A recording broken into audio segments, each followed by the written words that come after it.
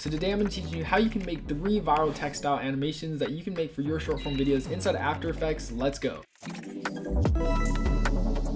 So recently I've been using these animated Apple style text animations for my intros, my YouTube videos, my short form content. I've honestly been having so much fun making these. It's just a really cool way to add some dynamic animation to my text. So first up right here out of this clip, I'm going to grab my pen tool. I'm going to just go ahead and create some text. So this can be lowercase or cap, whatever. I'm using SF Pro, by the way, which is Apple's main go-to font. You can download off their website. I'll link to it down below. So once you make your text, hit the drop down. You're going to go over here to your text. You're going to hit animate and you're going to add a position value just like that. Then what you're going to do is you're going to hit the drop down on range selector 1. You're going to hit the drop down on advanced, and let's go ahead and move this position up. We're going to move it down, a little bit down like that. Wherever it is, you can just move it down. I'm going to make sure I align this in the center, by the way, so it's nice and centered like that. And yeah, we just want to make it move down. So then come over here to your offset value. You're going to hit a keyframe at 0%. This is the very beginning of the animation. Go a couple frames after, and we're going to change this to 100%, just like that. And then you see if we play it out, ta-da, we got this cool looking text animation effect. I actually might move this position value. I might just change it to negative so that way it comes like down. Actually, redo that. Let's make it come up like that. That looks cool. Then I'm going to hit this graph editor icon. I'm going to use this easy ease keyframe, and I'm just going to hold the shift and make sure that just kind of eases in. So it's really fast and then it kind of slows down. Honestly, mess around with it. Create something that you like and looks cool to your style. You might want to do it reverse. So easy ease in the beginning and then it slows down like that. Whatever works best for you. So now that we have this cool like animation, we're going to make sure that it has an opacity added to it. So the text like slowly comes in. So we're going to hit another animator by hitting this add button, hit property, and then we're going to hit opacity right here. And then come over here, you can get off this graph editor, turn the opacity down to 0% like that. And that way, if you play it out, we have this cool looking like text animation. Honestly, that looks super sick if you ask me. I'm just going to move this down a little bit more towards the center like that. So yeah, just have fun. I'd honestly recommend mainly going over here to this graph editor and just messing around with these settings, because the more you do that, the cooler the effect looks. Yeah, I think I'm liking this style the most right here. So now what I'm going to do is I'm going to add some stylized effects to make this look cooler. First things first is I'm going to add a posterized time. So this is kind of optional, but I love doing this just because it makes it look cooler and more aesthetic. I go to my effects and presets, I search for posterized time, drag it to my text layer like that. I'm going to change this frame rate over here to 12 frames per second. Now you see, play it out, boom, we kind of got this cool looking like stop motion-y feel. And if you want, you can even go ahead, and I would actually recommend adding like a nice like zoom in to this as well. So I'm gonna hit a scale right here, and then we're gonna change that scale down a little bit. That way it has this cool like scale pop in, and let's go ahead and easy ease those as well. So yeah, that looks really cool. When you do a scale in and then like a pop in with the text, oh my gosh, so clean. Now what I'm gonna do is I'm gonna come over here and I'm gonna add a bevel edge. So search for bevel edges, and I'd recommend going with bevel edges alpha because it's better than standard bevel edges. So if you zoom in, this is a really like subtle detail, but I'm gonna increase that edge thickness maybe to around like 5 or 6 depending on, you know, how big your text is and what your composition settings are. This is a really subtle effect, but it just adds a really cool like subtle detail to it. I'm gonna turn down that light intensity or up a little bit so we have a little bit more of an edge, and then maybe I might turn that edge thickness just down a bit. Very subtle, but it adds like a 3D-ish feel to my text. One other thing I might pair with this, sometimes noise works, sometimes it doesn't, but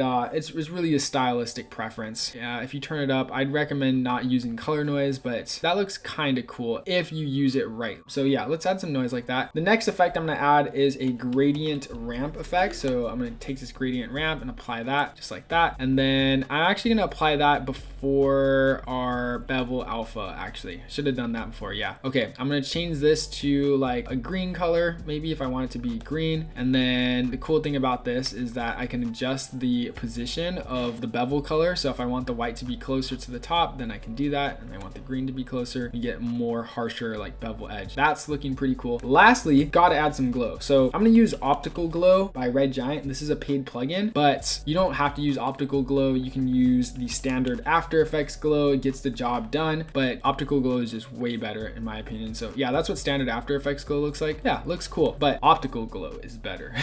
So yeah, I'm gonna apply that like that, and then I'm gonna change the alpha channel to extend emote, and then I'm just going to turn down that amount a little bit so it's bright but not too bright. Maybe we can increase the size of it. Yeah, now we play it out, we have this crazy looking like stop motion glow effect. Honestly, it looks super sick if you ask me. So that's the first textile animation. Before we go into the second one, I do want to let you know that we just released a brand new Apple style animations graphic pack. So this has MoGRT files of all these textiles that I'm teaching you guys in this video that are pre-animated. All you have to do is just drag and drop them into your project file, and they work like the click of a button. You just change the text to whatever you want, and they're all pre-animated. The coolest thing about this is that they also work inside of Premiere Pro. So there's just a bunch of MoGRT files, drag and drop them, instant clean looking animations for your short form videos, for your long form intros, whatever you're animating. It looks like this cool Apple style animation graphic. So if you want to check that out, it's linked down below in the description. Anyways, let's get back to the tutorial. Now we're going to go on to the second textile. I'm going to make a new comp. So we're in a new composition. I actually just copied and pasted the first, what we had so far on our first text animation, because it's pretty much the same, but just with a few minor tweaks settings. So start with what you had in step one, the drop down. And now what we're going to do is we're going to change the effects for the text right here on the animator, hit the drop down on range selector, and then hit the drop down on advanced. And we're going to change this from characters to words. And now you see, if we play it out, we have a cool word pop-in animation instead of just the characters. This looks a lot cooler. I'm actually going to just turn this to a standard white color. And now what we're going to do is we're going to add an underline effect. Now the underline effect, super easy to make. Just grab your pen tool, make sure your fill is off. You can click on fill and then hit this like X arrow, hit OK. Then change your stroke to any color you want. Honestly, I'm going to do white and then change the stroke to around 22 pixels. So you can underline whatever text you want, but I'm just going to do something like that. I'm going to change these line caps over here to round edges, and then hit the drop down on this text, hit the drop down on the stroke. We're going to go ahead and taper this a little bit. So the start length is going to be a little bit smaller, I guess. And then we're going to do the same thing with the end length as well. So that way you have like a more natural feel, and then we're going to ease it in a little bit as well. So increase that to like 60%.